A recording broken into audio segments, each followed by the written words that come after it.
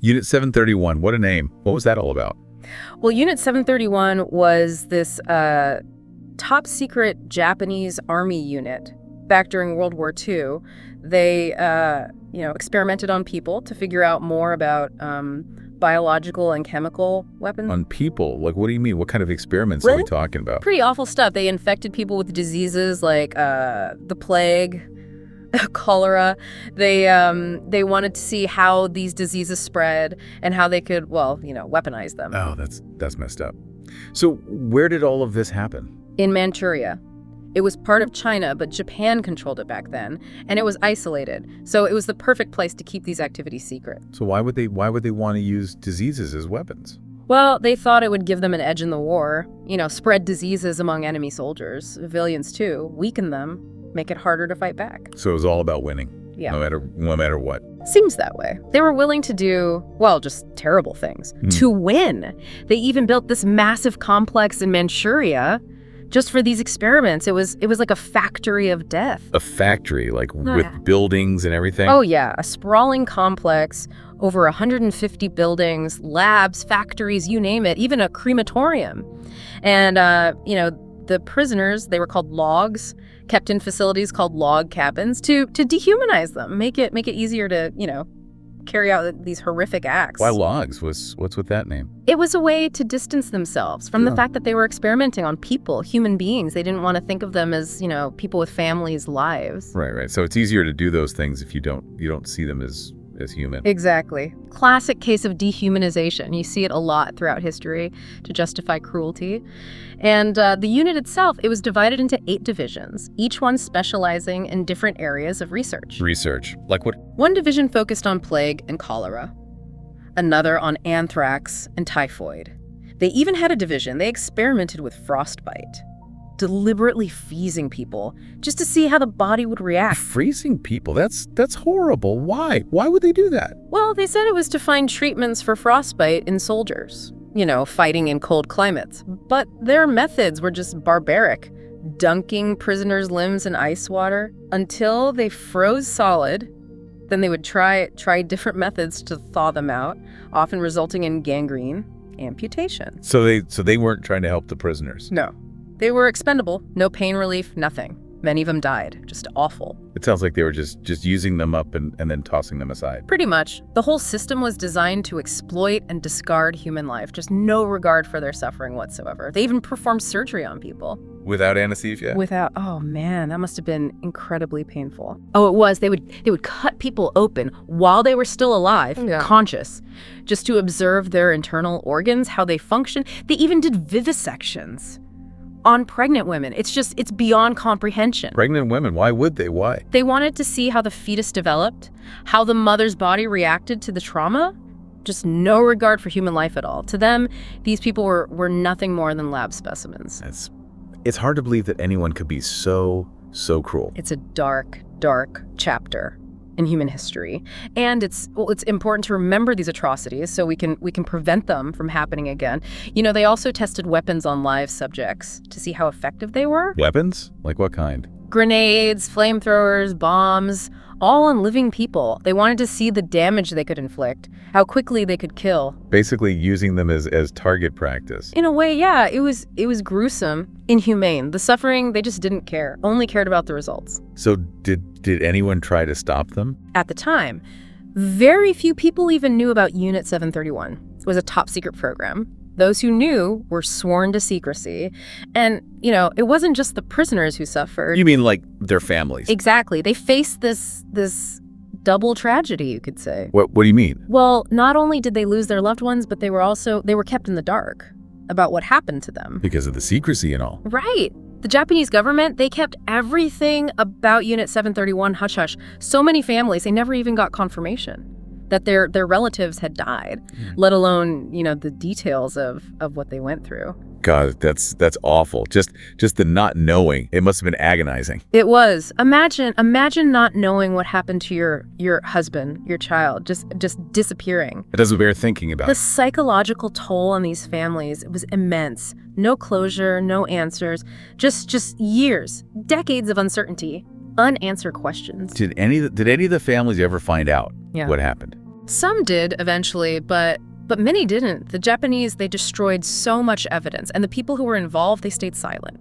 So it was almost impossible to piece together the truth. So even after the war, after all that, the families were still suffering. The trauma of Unit 731, it didn't end when the war ended. It rippled outwards, touched so many lives, across generations even. So what about the rest of the world? Did anyone try to hold Japan accountable for all of this? Well, there were the Khabarovsk trials in 1949 in Siberia. So what trials? Khabarovsk, it was organized by the Soviet Union. They put some of the unit's 731 people on trial for war crime. Did they punish them? Yeah, 12 members were convicted, but the sentences, they were pretty light. Light for what they did. I know, ranging from 2 to 25 years in a labor camp. That doesn't seem like enough.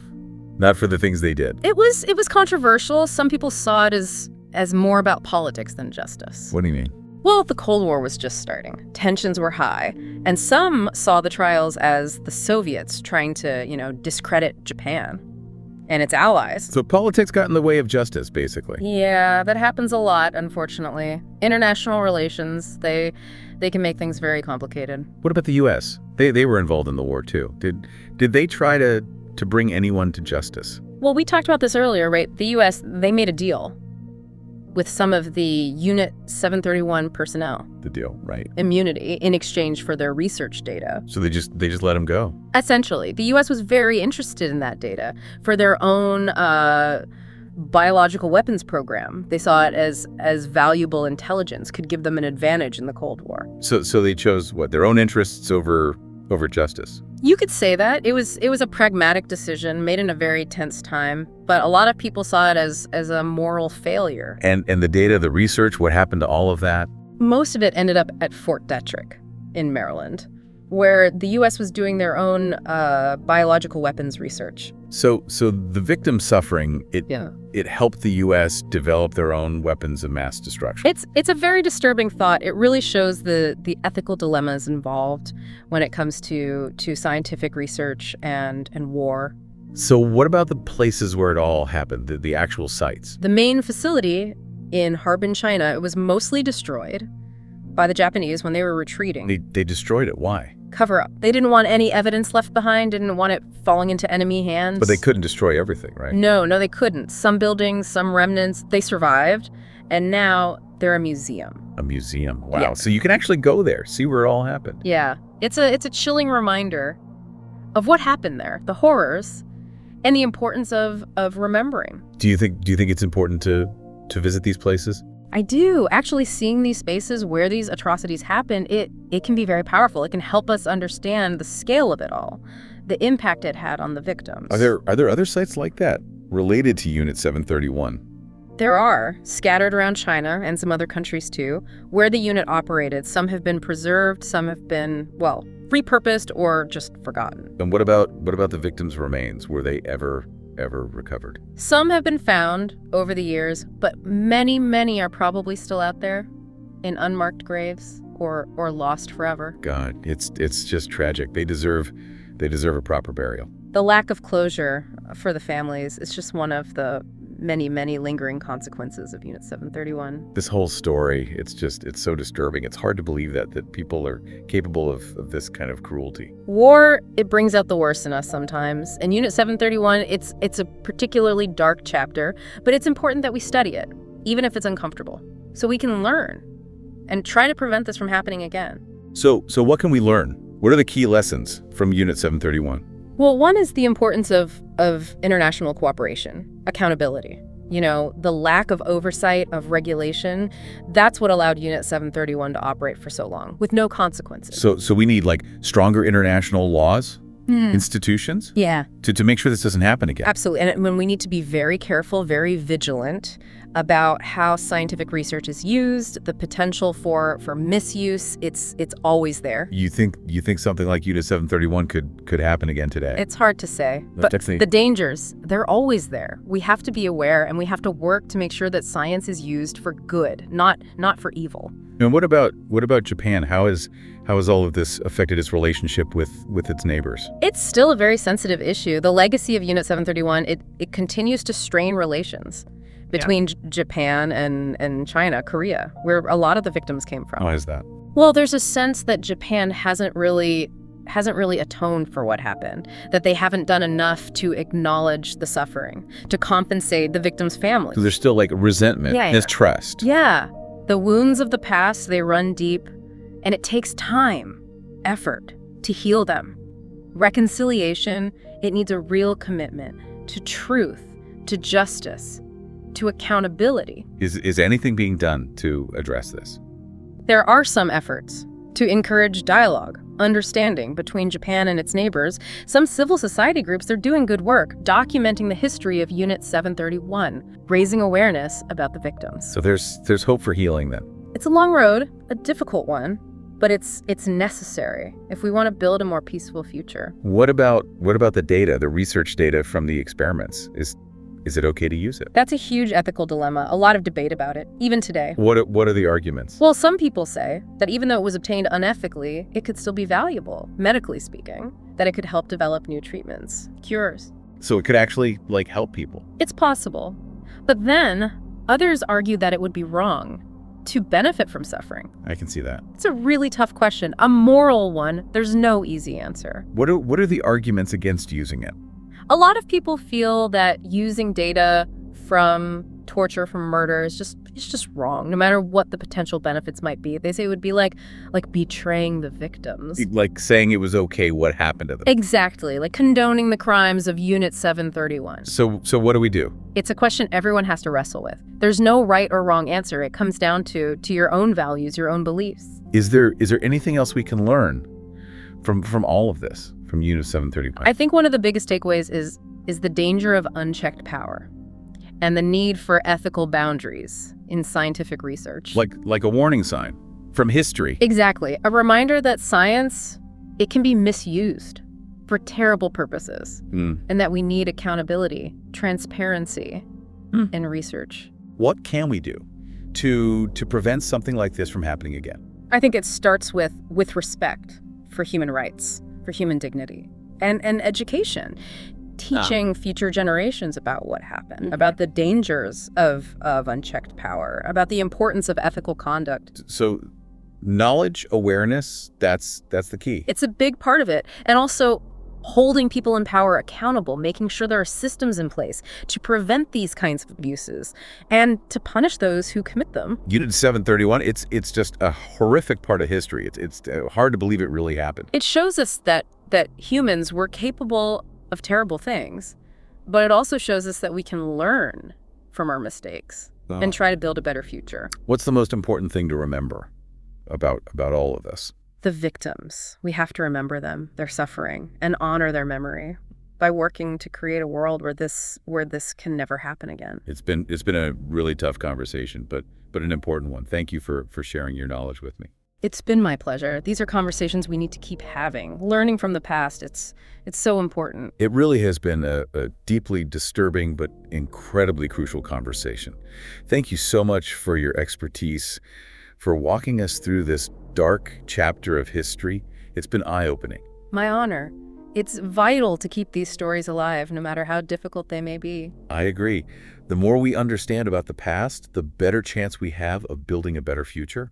And that's why it's so important for people to learn about Unit 731, even if it's hard to hear. Absolutely. It's a part of history that we should never forget. And by understanding it, we can work to prevent such horrors from ever happening again. And then there's the data from Unit 731. That's a whole other ethical minefield. What do you mean? Well, some researchers, they argue that the data, even though it was, obtained in such a horrific way, it could still be valuable. Valuable? How? Medically. They say it could hold insights that could help, advance medical knowledge, maybe even lead to new treatments, cures for diseases. But how can you even, how can you use information that came from those kinds of experiments? Isn't that, wrong? That's the dilemma. It's this really tough question.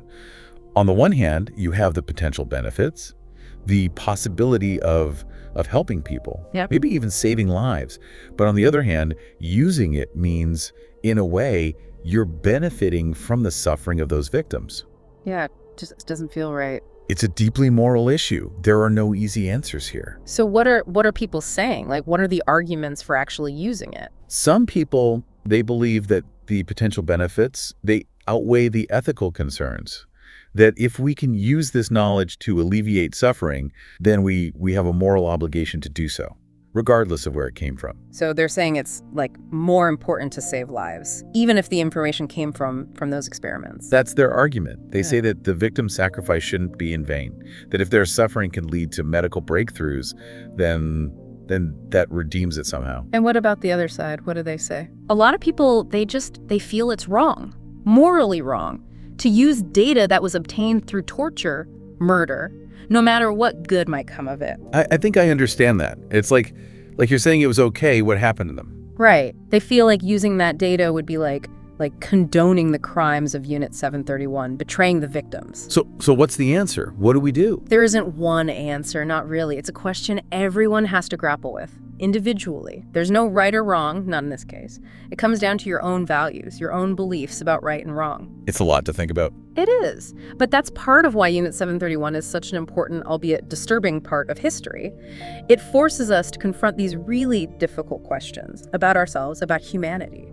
So besides this data dilemma, what else can we learn from Unit 731? Well, I think it serves as a stark warning about the dangers of unchecked power and the need for ethical boundaries, especially when it comes to scientific research. Like a cautionary tale from history. Exactly. Science can be a powerful tool, but it can be misused for terrible purposes. Unit 731 shows us that.